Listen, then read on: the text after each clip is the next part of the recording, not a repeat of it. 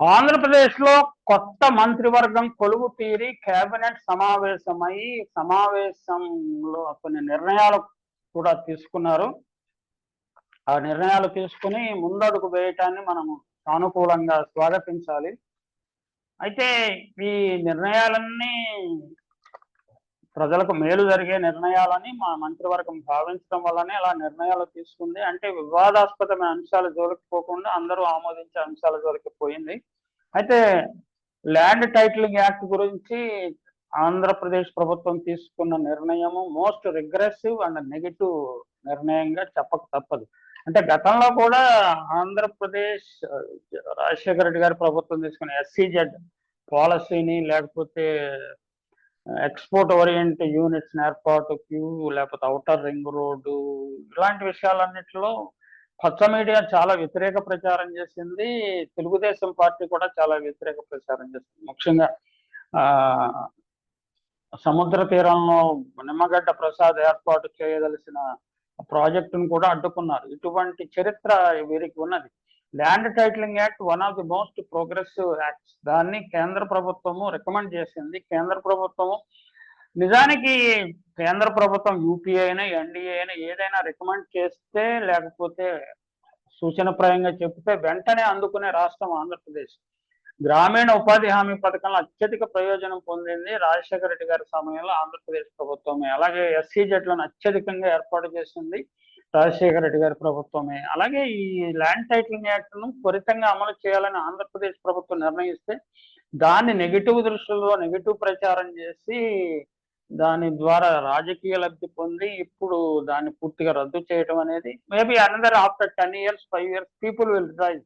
వాళ్ళు చేసిన తప్పు ఏమిటి, ఈ ప్రభుత్వం చేసిన తప్పు ఏమిటి, ఔటర్ రింగ్ రోడ్ ఏర్పాటు చేయాలో ఎన్ని అడ్డంకులు సృష్టించారు, అలాగే అనేక ఎస్సీజెడ్లు ఏర్పాటు చేయటము, లేకపోతే వ్యాన్ పిక్ ఏర్పాటు చేయటాన్ని వ్యతిరేకించారు. వ్యాన్ పిక్ జరిగిన నష్టం ఇప్పుడు కూడా మన ఆంధ్రప్రదేశ్ కోలుకోలేదు. ఇలాంటి పనికిమాలిన నిర్ణయాలు లేకపోతే నెగిటివ్ నిర్ణయాలు చేయటంలో చంద్రబాబు ప్రభుత్వము ఆయన వెనుక ఉండేవారు చాలా చేస్తుంటారు. దురదృష్టం ఏంటంటే కాకపోతే వాళ్ళందరినీ ప్రజలను ఒప్పించగలుగుతాడు. ఆయన శక్తియుక్తులు అలాంటివి, ఆయన వెనుక ఉండి పచ్చ మీడియా శక్తియుక్తులు అలాంటివి. అది అలా ఉంచి మిగిలిన అంశాల జోలికి పోదాము. తొలి సంతకం చేసిన 5 అంశాలు అమలు. పెంచిన పింఛన్ జూలై 1 నుంచి చాలా టెన్షన్గా ఆయన అమలు చేసినందుకు చంద్రబాబు గారిని అభినందించాలి. సచివాలయ ఉద్యోగుల ద్వారా ఇంటి వద్దకే, అంటే వీళ్ళను ఉపయోగించకుండా, వాలంటీర్లను ఉపయోగించకుండా సచివాలయం ఉద్యోగుల ద్వారా ఇంటికే పెన్షన్ అందిస్తారు. ఇది కూడా చాలా మోస్ట్ ప్రోగ్రెసివ్ డెసిషన్. అసలు వాలంటీర్ల అవసరం ఏమిటి అనే ప్రశ్నను కూడా నిజంగా క్రమంగా తీసుకొచ్చే అవకాశం ఉన్నది. వాలంటీర్లు చాలా సమాచారాన్ని సేకరించి పెట్టారు. ఆ సమాచారం ప్రభుత్వం వద్ద ఉన్నది కాబట్టి వాలంటీర్ల అవసరం లేని ఒక పరిస్థితి చంద్రబాబు గారు తీసుకురావచ్చు. వాలంటీర్లు 50 కుటుంబాలు కాకుండా ఇంకా ఎక్కువ కుటుంబాలకు ఉంటే బాగుండేదన్న ఆలోచన అప్పట్లో ఉన్నది, ఎప్పటికీ ఉన్నది. అలాగే వాలంటీర్లు ఎప్పుడు 5,000కే పనిచేస్తారు అనుకోవద్దు. వాళ్ళు కూడా ప్రభుత్వ ఉద్యోగుల్లాగా ఎక్కువ డిమాండ్ చేస్తారు. ప్రభుత్వ ఉద్యోగుల్లాగా హక్కులు అడుగుతారు, ఉద్యోగాలను పర్మనెంట్ చేయమని అడుగుతారు. ఇవన్నీ ఇష్యూస్ వస్తాయి. ఇవన్నీ రాకుండా చంద్రబాబు నాయుడు వాలంటీర్ల వ్యవస్థను క్రమంగా కనుమరుగు చేసేస్తారని మనం నమ్మవచ్చు. అలాగే ల్యాండ్ టైటిలింగ్ యాక్ట్ గురించి ఇంతకుముందు అనుకున్న తొలి దశలో 203 అన్నా క్యాంటీన్లను కూడా పునరుద్ధరించారు. అన్నా క్యాంటీన్ల రద్దు నిర్ణయాన్ని బాగా ప్రచారం చేసుకుని ప్రయోజనం పొందింది తెలుగుదేశం పార్టీ. ప్రజలు కూడా అన్నా క్యాంటీన్లకే ఓటు వేసినట్టుంది. అన్నా క్యాంటీన్లు 203 కాకుండా నిజానికి చాలా పట్టణాలకు విస్తరిస్తే తమిళనాడులో అమ్మా క్యాంటీన్ల మాదిరిగా ఇక్కడ అన్నా క్యాంటీన్ పాపులర్ చేసే అవసరం ఉన్నది. దానిని ఏంటంటే 203 అంటే ఆంధ్రప్రదేశ్లో ఉండే 5 కోట్ల జనాభాకి 203 సరిపోవు కదా. ఖచ్చితంగా సెంట్రల్ పాయింట్స్ లోను జనం ఒకే చోట జమకూడేది, సంతలు ఇలాంటి వాటి చోట్ల కూడా ఏర్పాటు చేయటం సబబుగా ఉంటుంది. దాన్ని సమర్థంగా నడపడానికి ఒక కార్పొరేషన్ లాగా ఏర్పాటు చేసి చాలా సమర్థంగా, అంటే ఇప్పటికే ఉచితంగా రేషన్ ఇస్తున్నారు కదా, అంత ఉచితంగా భోజనం పెట్టే పథకం, 5 రూపాయలకి భోజనం పెట్టే పథకాన్ని చాలా ఎఫిషియెంట్ గా పనిచేసి రన్ చేస్తే మధ్యాహ్న భోజన పథకం లక్షల మంది విద్యార్థులకు, బాలబాలికలకు భోజనం పెడుతున్నట్టే లక్షల మంది పేదలకు లేకపోతే ఎవరు కోరుకుంటారో వారికి ఉపాహారం కానీ ఆహారం కానీ పెట్టడం అసాధ్యమైన పని కాదు. దానివల్ల హోటల్ ఇండస్ట్రీ కొంత దెబ్బతినవచ్చు కానీ ఖచ్చితంగా ఈ చౌక ధరలకు ఆహారం లభించటం, ప్రజలకు పౌష్టికాహారం లభించేలా చేయటము, ఆరోగ్యకరమైన కల్తీ లేని ఆహారాన్ని సరఫరా చేయడం ప్రభుత్వ బాధ్యత. ఆ బాధ్యతను చంద్రబాబు గారు 203 క్యాంటీన్లతో సరిపెట్టుకోకుండా విస్తృతంగా దాన్ని ఏర్పాటు చేస్తే, గతంలో ఆయన రైతు బజార్లు ఏర్పాటు చేశారు. రైతు బజార్ల ప్రయోగాన్ని కూడా ఇంకా విస్తృతం చేయాల్సిన అవసరం ఉన్నది.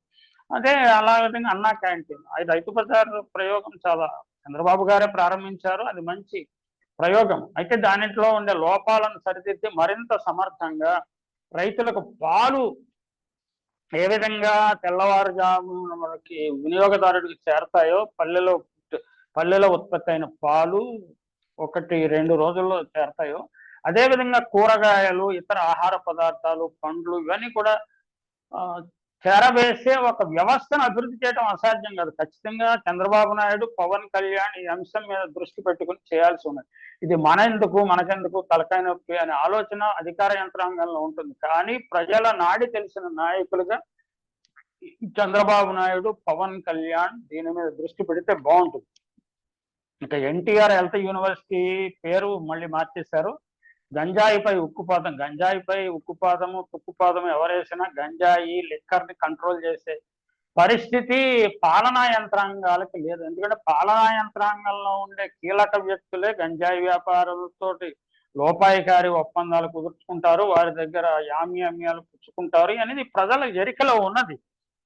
కాబట్టి గంజాయిపై ఉక్కుపాదం ఏ మేరకు మోపుతారో చూడాలి. దీని మీద ఇప్పుడు కమిటీలు వేస్తున్నారు. ఏమి కమిటీలు అండి? కమిటీలు అర్థం పర్థం లేని కమిటీలు. యాక్షన్ కార్యాచరణలో దిగాలి. కమిటీ వేశారంటే కాలయాపన చేయడానికి అనేది ప్రజలకు అర్థమైపోయింది. 5 మంత్రులతో కమిటీ అంటే ఏ విషయం తెలియదు మీకు? గంజాయి వ్యాపారము జరుగుతున్నది, గంజాయి పండిస్తున్నారు, వ్యాపారం జరుగుతోంది. దాంట్లో కింది స్థాయి ప్రభుత్వ సిబ్బంది కానీ, పోలీస్ సిబ్బంది, లేకపోతే పై స్థాయి రాజకీయ నాయకులకు పాత్ర ఉన్నది. వీటిని అణచివేయడానికి ఏం చేయాలని ఆలోచించండి. అంతేగాని కమిటీలు వేశాము, కాలయాపన చేశాము అంటే అది ప్రజలను హర్షించరు. అలాగే 7 అంశాలపై శ్వేతపత్రాల విడుదలలో చంద్రబాబు నాయుడుకు ఉన్నంత నైపుణ్యం మరి ఎవరికి లేదు. అయితే శ్వేతపత్రాలు వైట్ పేపర్లో అన్ని వైట్ లైస్ చెప్పకుండా వాస్తవాలు చెప్తే ప్రజలు నమ్ముతారు, ప్రజలకు విశ్వాసం ఉంటుంది. అంతేగాని శ్వేతపత్రాల పేరుతోటి ఒక డాక్యుమెంట్ తయారు చేసి గత ప్రభుత్వాలు అన్ని తప్పులే చేశాయి, తెలుగుదేశం ప్రభుత్వము చంద్రబాబు ప్రభుత్వం మాత్రం ఒప్పులు చేసింది అంటే, ఇప్పుడు మన పోలవరంలో జరిగిన తప్పిదాలను కప్పిపుచ్చడానికి ఏ రకమైన పాలిష్ చేస్తున్నారో అదే విధంగా శ్వేతపత్రాల్లో వివిధ రంగాలపై పాలిష్ చేసే ప్రయత్నం జరుగుతుంది. కాకపోతే గతంలో మాదిరిగా ఏదో పత్రికలే కాదు కదా, సోషల్ మీడియా ఉన్నది కాబట్టి మిమ్మల్ని ఏకి పెడతారు. కాబట్టి ఆ శ్వేతపత్రాల రూపకల్పనలో అధికారులను జాగ్రత్త చెప్పండి. లేకపోతే అధికార యంత్రాంగానికి నాయకత్వం వహిస్తున్న రాజకీయ నాయకులు కూడా నవ్వులు పాలైపోతారు.